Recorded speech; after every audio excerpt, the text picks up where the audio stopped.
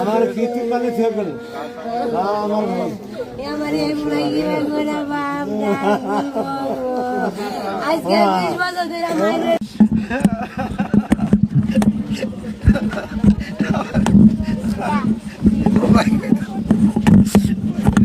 নাই ভাই বুঝা নাই। আপনারা সবাই জেনেছেন মোহাম্মদ মোশাররফ হোসেন, উনি সৌদি আরবের আল খারুজ শহরে চাকরি করতেন।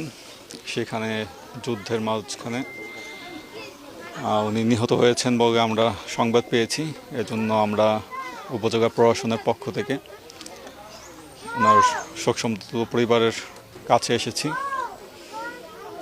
প্রথমত কিভাবে লাশটি যত দ্রুত দেশে এনে সৎকার করা যায় আমরা সেই বিষয়টি নিশ্চিত করছি, এবং এই পরিবারের আর্থসামাজিক অবস্থা আমরা দেখে গিয়েছি। ইনশাআল্লাহ সরকারের পক্ষ থেকে, আমাদের প্রশাসনের পক্ষ থেকে সকল ধরনের সহযোগিতা আমরা প্রদান করব ইনশাআল্লাহ।